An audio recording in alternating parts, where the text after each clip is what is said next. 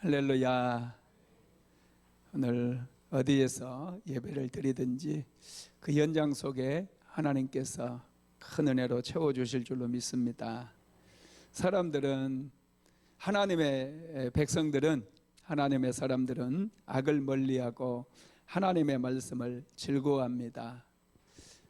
특별히 오늘은 말씀 제목이 높은 곳에 거할 자, 이런 제목인데요.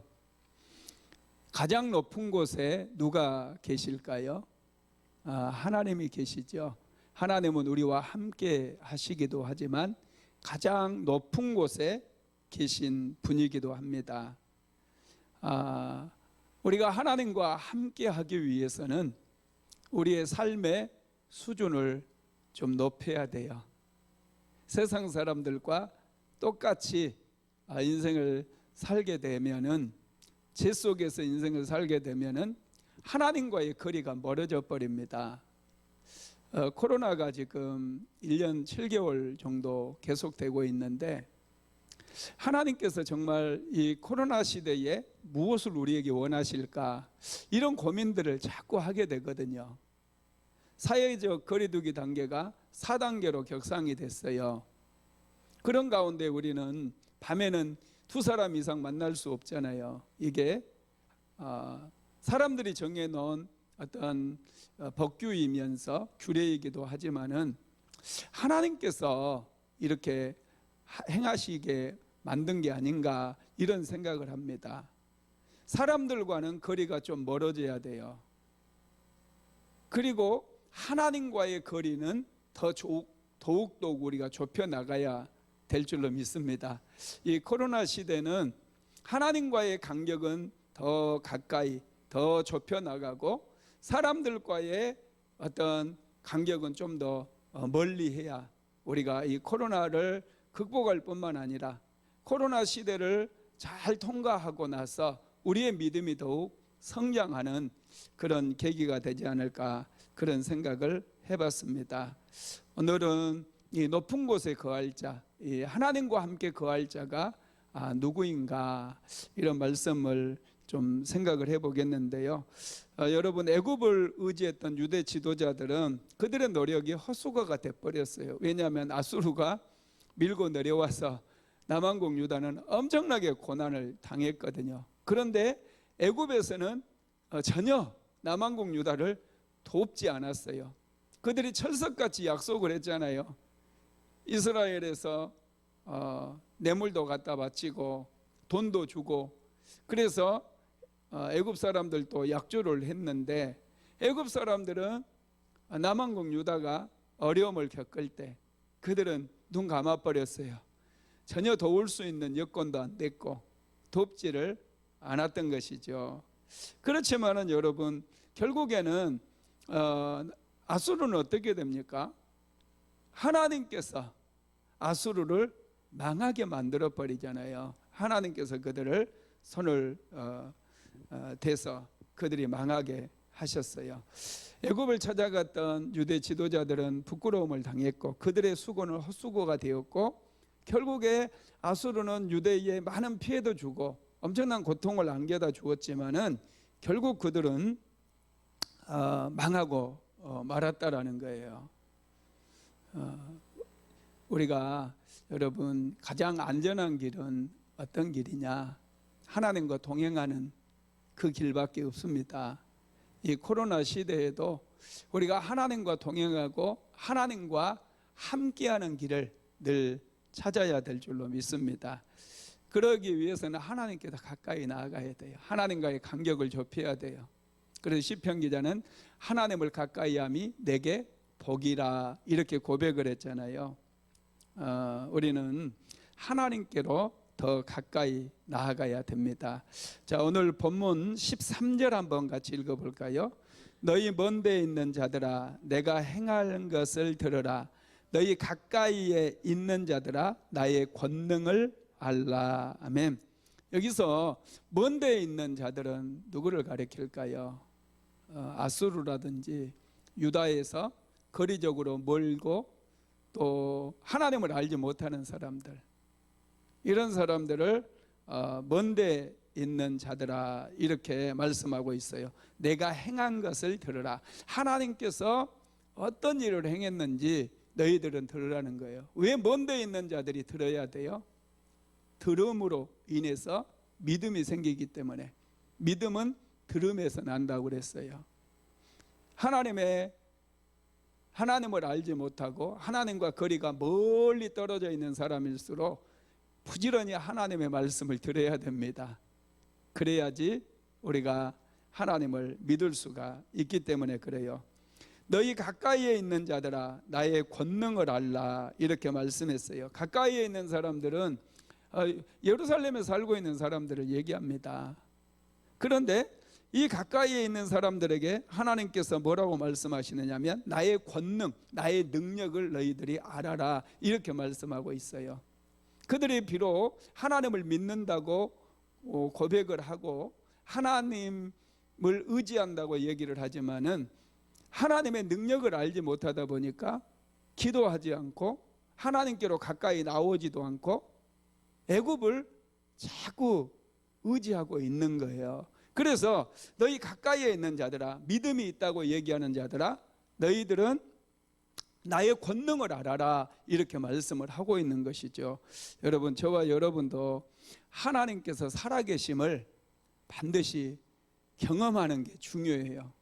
주 예수 그리스도는 어제나 오늘이나 영원토록 동일하신 하나님이라고 말씀하셨어요. 지금도 살아계셔서 기적을 만드시고 기적을 행하시는 분이에요. 새로운 길을 여시는 그런 하나님이라는 거예요.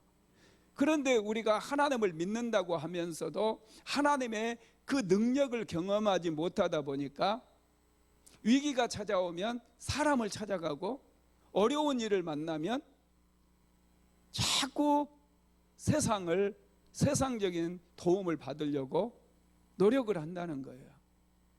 하나님의 능력을 아는 사람은 어떻게 할까요? 하나님께 기도해요. 지금 예루살렘에 살고 있었던 많은 사람들은 하나님의 능력을 경험하지 못했어요. 그러다 보니까 아수르가 쳐들어왔을 때 그들은 딴 생각이에요. 믿음이 있다고 하나님께서 자기들을 애굽의 종살이에서 해방시켰고 자기들을 지켜주고 보호해주겠다고 그렇게 얘기는 하면서도 애굽의 도움을 받으려고 한다라는 거예요. 오늘날 저와 여러분도 똑같습니다. 그래서 하나님께서 너희 가까이에 있는 자들아, 여호와의 권능을 좀 알아라, 하나님의 권능을 좀 알아라, 이렇게 말씀하고 있어요. 하나님은 능력이 많으신 분이 이걸 경험해야 돼요. 신앙생활 20년 30년에도 하나님께 응답 한번 받지 못하고 하나님이 살아계시고 하나님이 능력이 많은 하나님이라는 것을 경험하지 못하면 믿음이 자라지를 않아요. 그래서 쉽게 믿음에서 떠나버리고 너무나 쉽게 세상적인 그런 도움을, 세상적인 힘을 추구하며 살아가게 된다는 것이죠. 여러분, 사도 바울을 생각해 보세요. 사도 바울은 다메섹 도상에서 부활하신 예수님을 만나게 되거든요. 그 경험 때문에 바울은 흔들리지 않아요. 그는 그렇게 많은 핍박을 당하고 그렇게 많은 어려움을 겪으면서도 예수 그리스도의 복음을 전하는 일을 멈추지를 않습니다. 왜냐? 하나님의 그 능력을 경험했어요. 바울이 예수님을 보았을 때 눈이 멀어버렸거든요. 사흘 동안 눈이 멀어버렸어요. 그런데 하나님께서 아나니아라고 하는 사람을 보내서 안수했을 때 바울의 눈이 열려버렸어요. 하나님의 능력을 경험하게 된 거예요. 그리고 스스로 루스드라에서 복음을 전했을 때 안진뱅이를 향해서 일어나라고 명령했을 때 안진뱅이가 일어나는 것을 바울은 그 눈으로 직접 보았어요. 이런 경험이, 이런 하나님의 능력을 경험했던 이런 경험이 사도 바울로 하여금 그렇게 충성되게 신실하게 예수 그리스도의 증인이 되게 만들었다라는 거예요. 오늘날에도 하나님 살아계시는 건 믿으시기를 바랍니다.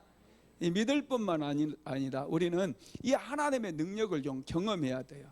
하나님의 능력을 경험하기 위해서 어떻게 해야 됩니까? 하나님께로 가까이, 더 가까이 나아가야 될 줄로 믿습니다.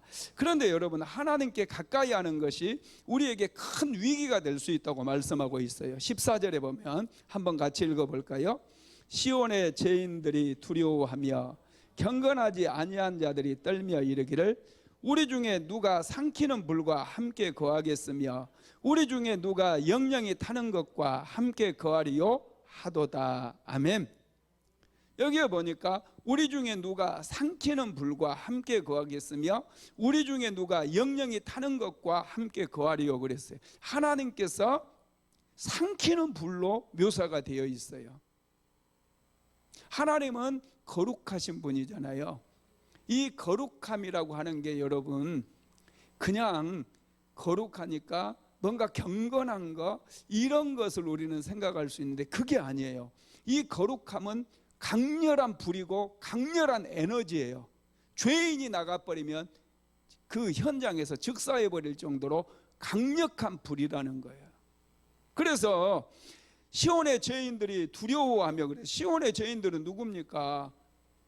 예루살렘에 살고 있는 사람들이에요. 믿음의 사람들이에요. 하나님을 알고 있는 믿음의 사람들이 두려워하며 경건치 아니하는 자들이 떨며 그들이 떨면서 이르기를 누가 삼키는 불과 함께 거하겠으며 우리 중에 누가 영영이 타는 것과 함께 거하리요 이렇게 얘기를 한다라는 거예요.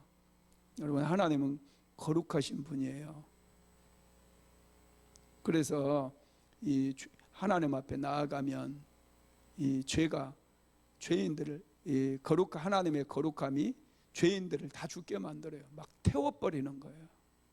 그래서 여러분, 하나님을 만날 때 막 뛰는 사람들이 있어요. 막 뜨거워 하면서 막 하나님께서 태우시기 때문에. 그런데 하나님께서는 하나님의 말씀으로 우리를 붙들어 주셔요. 그래서 우리가 하나님 앞에 나가서도 하나님을 경험하고 하나님의 능력을 경험해도 우리는 태워서 죽지를 않습니다. 죽지를 않는다는 거예요.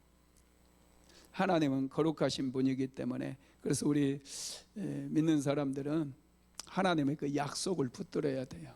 하나님께서 믿는 자들을 구원하시는, 그리고 우리를 위해서 독생자 예수 그리스도를 이 땅에 보내주셔서 예수님께서 십자가에서 못 박혀 죽게 하시고 그 십자가의 보혈로 우리를 정결케 해주신 것, 이것을 우리는 믿고 나아가게 되면 하나님의 거룩함 앞에 섰을 때도 우리는 보호를 받을 수 있음을 믿으시기를 주님의 이름으로 축원합니다.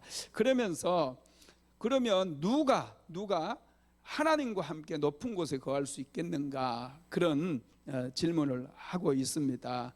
여러분, 하나님과 함께 높은 곳에, 하나님은 높으신 분이에요. 하나님은 위대하신 분이에요. 그래서 하나님이 계신 곳이 가장 높은 곳이고 가장 깊은 곳이고 가장 넓은 곳이에요. 하나님보다 높은 사람은 없어요. 우리 그리스도인들은 하나님과 함께 해야 되는데, 가까이 간다는 것은, 우리가 하나님께 가까이 간다는 것은 하나님과 함께 높은 곳에 거하는 것을 얘기하거든요.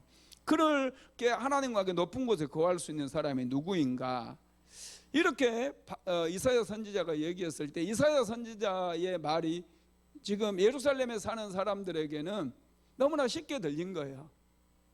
우리도 하나님의 말씀을 믿는다. 그들은 그렇게 생각을 했던 거죠. 그래서 이사야 선지자가 아주 구체적으로 하나님과 함께 높은 곳에 거할 수 있는 사람들이 어떤 사람인가에 대해서 말씀을 하고 있는데, 그게 여러분 15절과 16절에 나와 있어요. 한번 같이 읽어볼까요? 오직 공의롭게 행하는 자, 정직히 말하는 자, 토색한 재물을 가증히 여기는 자, 손을 흔들어 뇌물을 받지 아니하는 자, 귀를 막아 피 흘리려는 꾀를 듣지 아니하는 자, 눈을 감아 악을 보지 않은 자, 그는 높은 곳에 거하리니 견고한 바위가 그의 요소가 되며 그의 양식은 공급되고 그의 물은 끊어지지 아니하리라. 아멘. 이사야 선지자가 하나님과 함께 거할 수 있는 사람, 그 사람은 어떤 분인가에 대해서 우리에게 아주 자세하게 말씀해 주시는데, 첫째가 공의롭게 행하는 자다는 거예요. 공의롭게. 다시 말씀드리면은요, 하나님과 함께 거하기 위해서는 우리가 공의를 추구해야 돼요. 공평해야 돼요. 공평. 부자라고 힘이 있다고 봐주면 안 되고, 가난하다고 무지하다고 무시해도 안 돼요. 항상 공의롭고 공평하게 사람들에 대해서, 이웃들에 대해서 그렇게 살아야 된다는 거예요. 그런데 당시 이사야 선지자가 활동할 당시 이스라엘 지도자들은 힘 있는 자들과 부자들, 이런 사람들에게는 아주 깍듯하게 대했고, 가난하고 또 못 사는 사람들, 이런 사람들에 대해서는 아주 무시하고 함부로 대했어요. 이것은 공의가 무너져 버린 거예요. 이런 사람들은 하나님과 함께 거할 수가 없다라는 거예요. 여러분, 선택적 공의, 이것은 하나님께서 가장 싫어하시는 거예요. 요즘 뭐 선택적 정의 뭐 이런 얘기들을 종종 하잖아요. 검찰들이 자기 측근들, 언론사들과 뭐 한패가 돼가지고 그들은 좀 뭐 기소도 안 해버리고, 이래 자기들끼리는 이렇게 기소도 안 해주고 그냥 힘없는 사람들만 그냥 기소해가지고 아주 벌을 심하게 받게 만들고 뭐 이런 얘기하면서, 아, 저분들은 선택적 정의를 하는 분이다, 이런 얘기 하잖아요. 이런 사람은 절대로 하나님과 함께 거할 수 없다라는 거예요.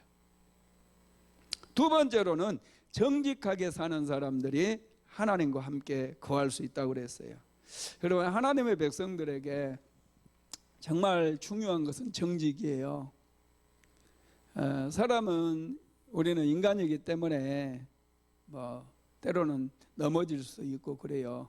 그렇지만 하나님께서 가장 싫어하신 것은 거짓입니다. 우리는 정직해야 돼요. 마귀는 거짓의 아비예요. 거짓의 속성을 가진 것은 마귀예요. 하나님은 굉장히 정직하실 뿐만 아니라 정직한 자들을 사랑하시고 정직한 자들의 자녀들은 천대까지 복을 주시는 그런 분임을 믿으시기 바랍니다.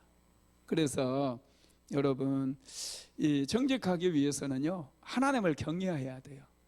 하나님을 믿으면 우리는 정직할 수 있어요. 왜 사람들이 거짓말을 할까요? 두려움 때문에 그래요. 두려움 때문에.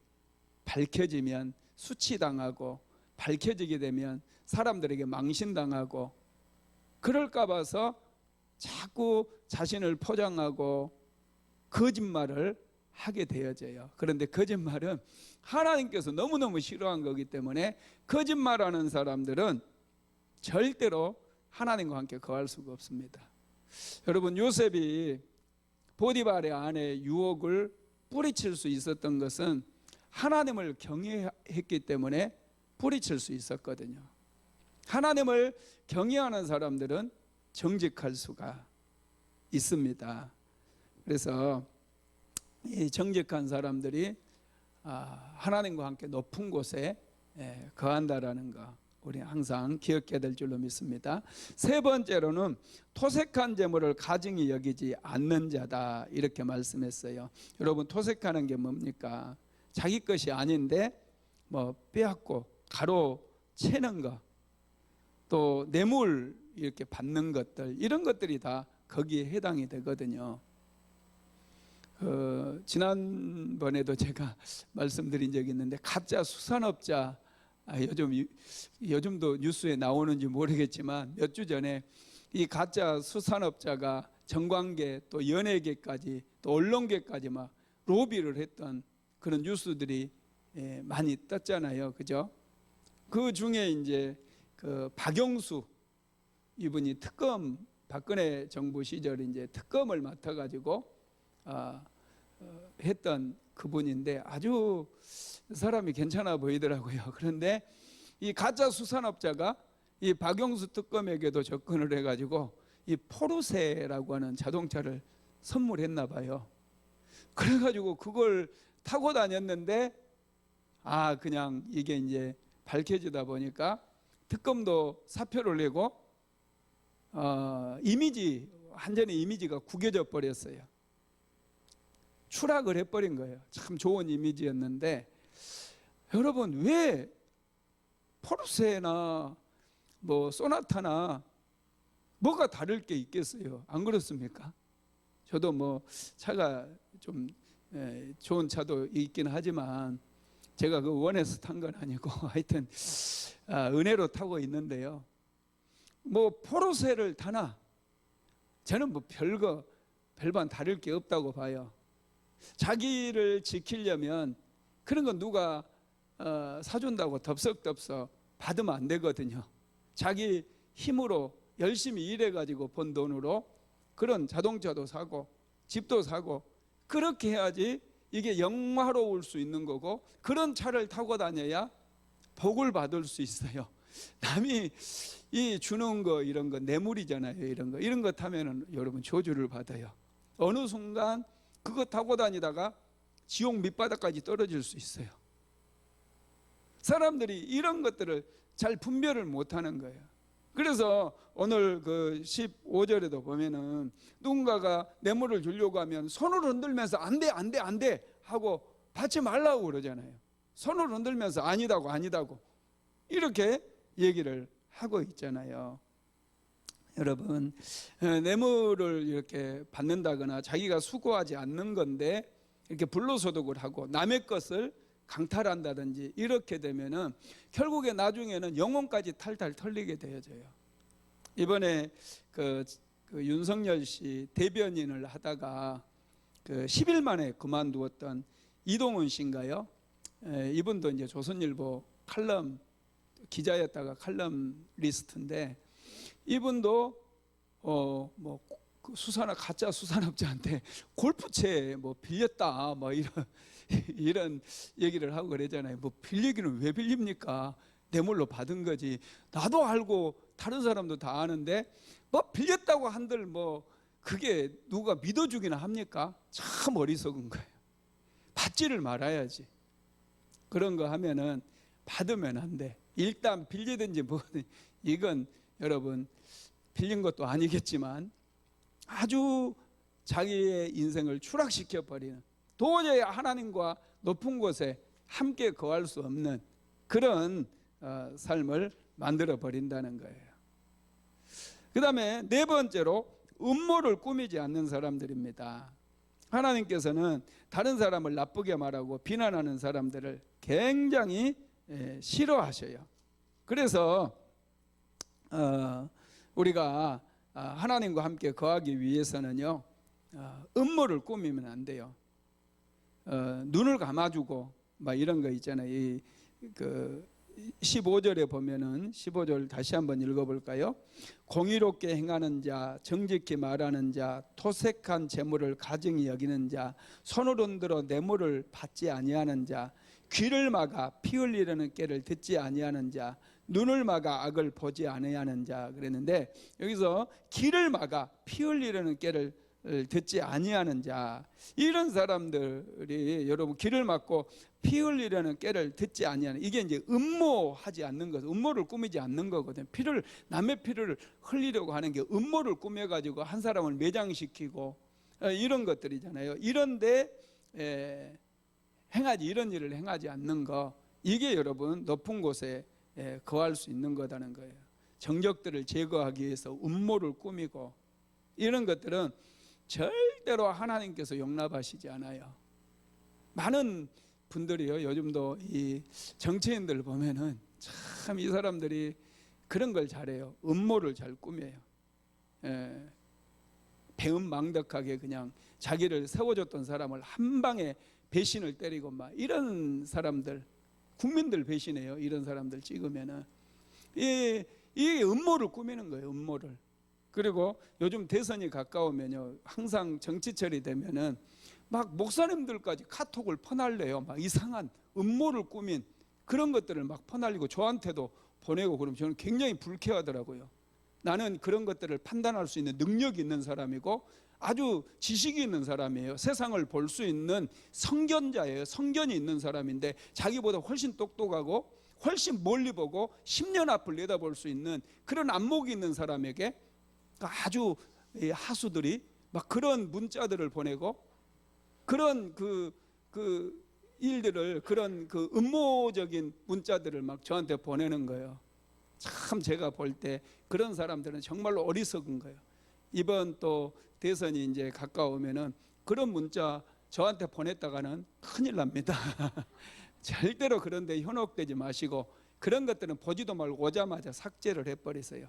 아주 가소로운 거예요. 하수들이나 그렇게 하는 거예요. 고수들은요, 이 시대적인 눈이 열린 사람들은 하나님께 기도하는 사람들이지, 자꾸 선동하는, 이 사람 찍어라 저 사람 찍어라 선동하는 선동꾼이 아니라는 거예요.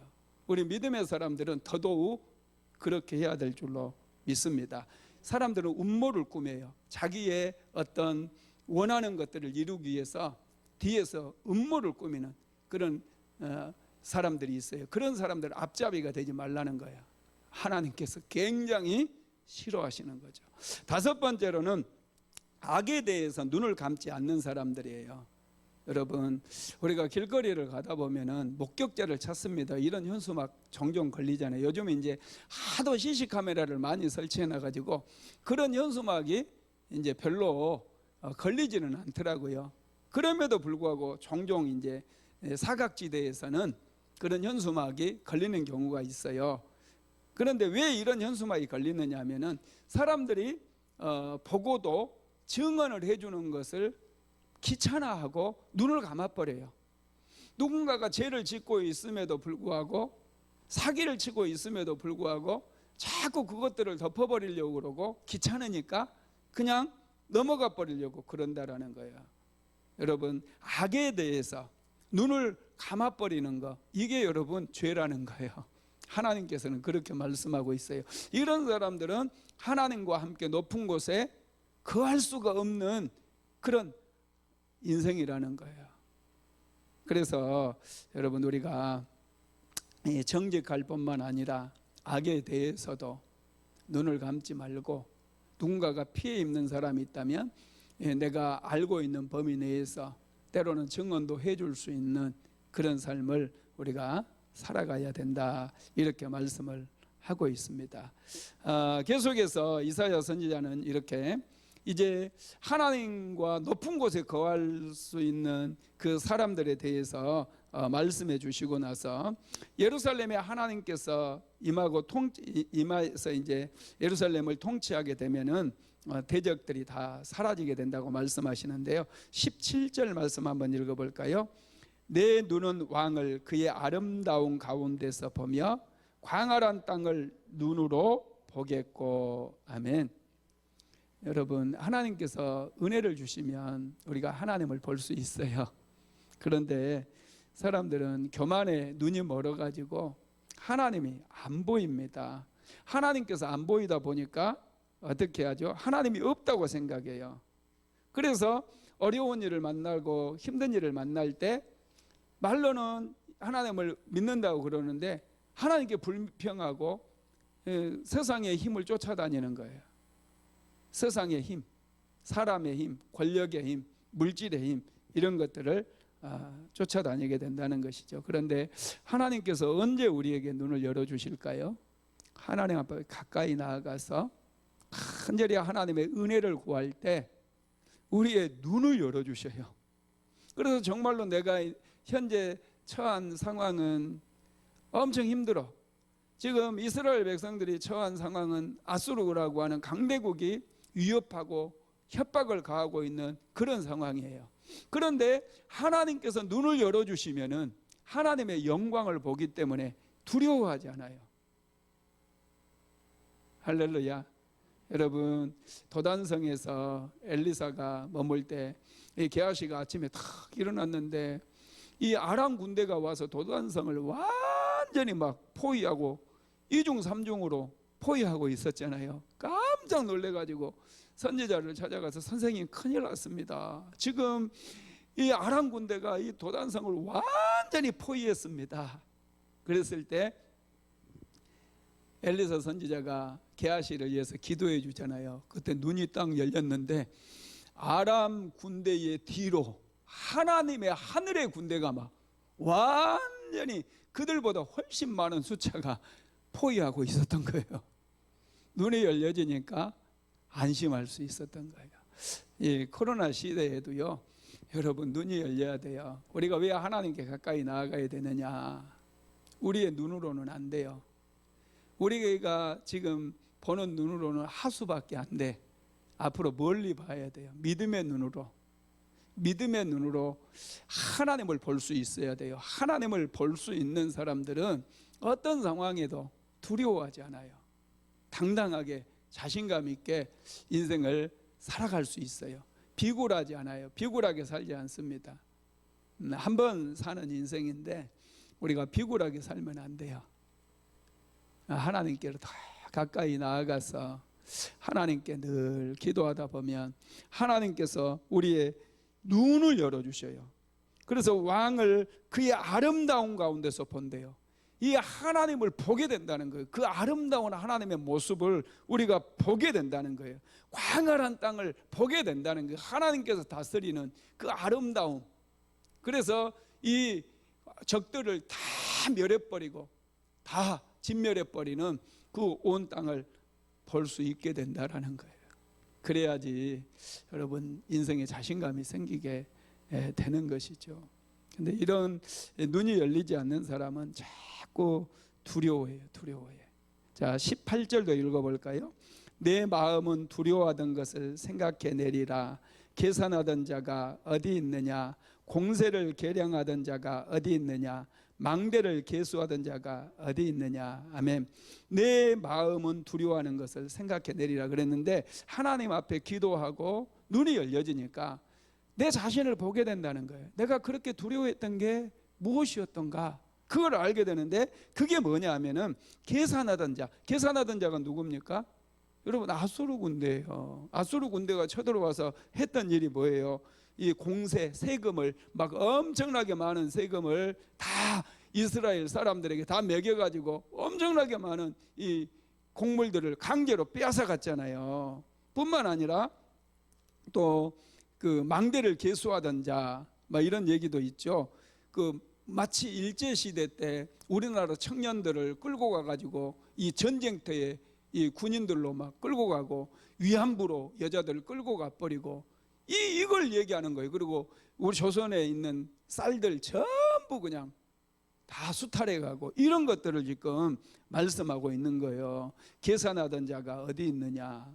공세를 계획하는 자가 어디 있느냐? 망대를 계수하던 자가, 이 망대를 세우기 위해서 요새잖아요. 이 예루살렘 성을 점령하기 위해서 이 이스라엘 백성들을 멀리에 사는 이스라엘 백성들을 끌어다가 예루살렘 주변에 망대를 막 세우는데 강제 노역에 동원하는 그런 사람들을 지금 얘기를 하고 있습니다.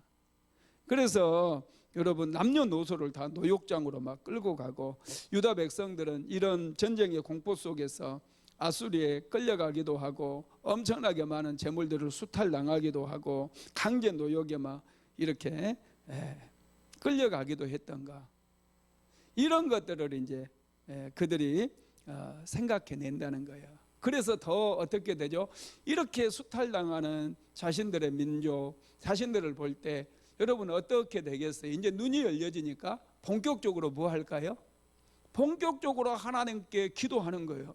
자기들은 힘이 없고 오직 이 모든 상황들을 해결해 주실 분은 하나님 한 분뿐이기 때문에 이제부터는 눈이 열리니까 더 필사적으로 기도하게 된다는 거예요. 유다 백성들이. 여러분 저와 여러분도 마찬가지예요.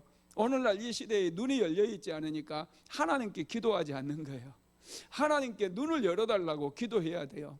내 남편이 지금 도적질을 당하고 있어. 그래서 죽어라고 일을 하는데 월급이 작아.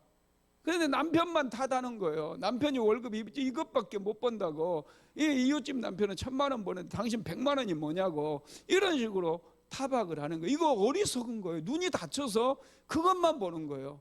그 배후에 마귀들은 남편을 배후에서 남편을 도적질하고 있는 거예요. 가정을 도적질하고 있는 거예요. 내 생각을 도적질하고 있는 거예요. 하나님께서 눈을 열어주시면 이게 보여요. 이게 보이면 그때부터 막 불이 붙기 시작해요. 와, 내가 도적질 당했구나. 내 눈이 열려지지 않아가지고 우리 남편이 이렇게, 우리 자녀들이 이렇게 도적질을 당했구나. 억울해가지고 그때부터는 막 금식하면서 더 기도가 강력해지고 더 기도가 강렬해져 가지고 이제 하나님의 은혜가 막 부어지게 만든다는 거예요. 이스라엘 백성들이 그랬어요. 지금 예루살렘만 남아 있어요. 나머지 모든 유다 전 지역은 지금 아수르에게 완전히 쑥대밭이 됐어요. 이 예루살렘에 남아 있는 사람들이 그런 상황 속에서 이제 하나님께 가까이 나아가서 기도하기 시작했더니 하나님께서 그 모습들을 눈을 열어서 보게 하신 거예요. 그러니까 그들이 그때부터 일심에서 하나님의 이름을 부르고 간절히 그들이 기도한 거예요. 히스기야 왕만 기도한 게 아니에요. 아수르의 침략 공물을 받아가지고 돌아가다가 다시 와가지고 예루살렘 포위했다고 그랬잖아요. 그런 참담한 상황 속에서 이제는 히스기 왕뿐만 아니라 유다 백성들까지 이런 하나님께서 눈을 열어주시니까 참담한 마음으로 하나님께 기도하기 시작했어요. 그랬더니 하룻밤 사이에 하나님의 은혜가 임해가지고 아수르 군대 18만 5천 명이 싹 죽어버린 거예요. 송장이 돼버린 거예요. 그래서 광활한 땅을 너희 눈이 보게 된다, 그 말씀입니다. 지금 여러분 놀랍지 않습니까? 그러면서 19절에 보면요, 같이 읽어볼까요?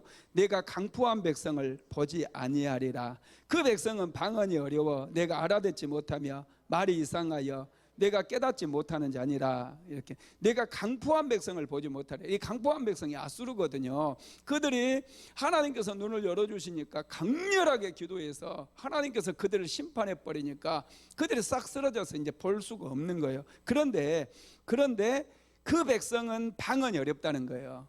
아수르 군대가 또 행했던 것을 이사야 선지자가 또 이 본문에서 언급을 해주고 있는데, 아수르 언어하고 이스라엘의 언어가 달라요. 그런데 아수르 언어로, 영어로 한국 사람들한테 막 얘기를 하는 거야. 그러면 한국 사람들이 알아들어요? 못 알아들어요? 못 알아들으면 그냥 발로 차고 때리고 죽이고 막 못 알아듣는다고. 그러면 살려면 눈치껏 이렇게 해야 되는데, 여러분 이 금을 우리는 노다지라고 그러잖아요, 그죠? 미국 사람들이요, 우리나라 이제 금광이 많이 발견되고 그럴 때 금이 나오면 노터치 그런 거예요. 노터치, 만지지 말라는 거예요. 노터치는 금이 딱 나오면 노터치, 만지지 말라 그래. 그게 노다지가 된 거예요. 우리나라 사람들이 노터치 하니까 우리나라 발음으로 노다지. 그래서 금을 노다지라고 한 거예요. 예, 아수르 사람들이, 군인들이 와가지고 뭐 통역관도 세우지 않고 이스라엘 백성들에게 이거 해라 저거 해라 하는데 전혀 알아듣지 못하는데, 알아듣지 못하니까 모른다고 막 두들겨 패고 학대를 하고 막 그랬다라는 거예요. 여러분, 이 아수르 사람들은 정말로 강포한 사람들이었어요. 그래서 이스라엘 백성들이 하나님께 기도했던 것이고요. 기도했을 때, 하나님께 가까이 나아가서 기도했을 때 하나님께서 그들을 심판해 주셨다라는 것이죠. 20절도 한번 읽어볼까요? 우리 절기의 시온성을 보라. 내 눈이 안정된 초소인 예루살렘을 보리니 그것은 옮겨지지 아니할 장막이라. 그 말뚝이 영원히 뽑히지 아니할 것이요 그 줄이 하나도 끊어지지 아니할 것이며. 이 아수르가 이제 물러가고 난 다음에 이 시온성이 절기의 시온성, 초막절이라든지 유월절을 지금 지키는 그 예루살렘 성을 보게 될 거라는, 보라는 거예요. 아주 평화로운, 하나님의 은혜에 감사해서 유월절 절기를 쫙 지키는 거예요. 하나님께 감사함으로 모든 백성들이 기쁨 속에서 적들이 물러가고 하나님께서 물리쳐 주신 그거에 감사해서 기쁨으로 예배드리는 그 성을 보라, 그렇게 말씀하고 있어요. 이것은 옮겨지지, 믿음만 있으면, 이스라엘 백성들이 믿음만 지키면 옮겨지지 않는 거예요. 그 말뚝이 영영이 뽑히지 아니할 거고 그 줄이 하나도 끊어지지 아니할 거라는 거예요. 놀라운 말씀인 것이죠. 저와 여러분이요, 하나님께 기도만 하면 우리의 삶은 절대로 흔들리지 않아요. 코로나가 아무리 휘몰아쳐도 교회는 절대로 흔들리지 않아요. 기도하는 저와 여러분이 있는 한 교회는 오히려 더 굳건해질 뿐만 아니라 이 교회가 또 다른 교회를 세우고 수많은 선교사를 파송하고 하나님의 엄청난 그런 사명을 감당할 수 있는 그런 능력 있는 교회가 될 줄로 믿으시기를 바랍니다. 기도하는 사람이 있는 한 여러분 교회는 승리하게 되어 있어요. 그러나 세상을 쫓아가 버리고 세상을 의지해 버리면 교회는 그걸로 거덜나는 거예요. 아무것도 아니에요. 세상 따라가 버리면 그건 뭐 아무것도 아니에요. 교회는 예수 그리스도의 보혈이 흘러야 되고 성도들의 기도 소리가 끊임없이 울려 퍼져야 돼요. 끊임없이 기도할 때 그 가정은 하나님께서 은혜를 주셔서 흔들림이 없어요. 말뚝이 뽑히지 않아요. 줄이 하나도 끊어지지 않습니다. 기도하지 않으니까 자꾸 문제가 생기고 어려운 일들이 생긴다라는 것이죠. 우리가 여러분 이 말씀을 통해서 우리는 배워야 돼요. 우리는 배워야 돼요. 기도하는 백성은 절대로 망하지 않는다는 것을 마음속 깊이 새기시길 바랍니다. 기도도 그냥 습관적으로 하다 보면은 나올 때 매일 나오다 보면은 이게 그냥 습관이 될 수도 있어요.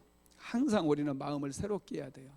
우리가 교회에 나올 때마다 살아계신 하나님을 내가 정말로 살아계신 하나님을 만나러 온다라고 하는 그 감격, 그런 두렵고 떨림 이런 게 있어야지 기도가 계속 되어질 수 있고 이 기도가 살아있는 기도가 될 수 있다라는 거예요. 그래서 하나님께서 이렇게 말씀하시죠. 21절 읽어볼까요?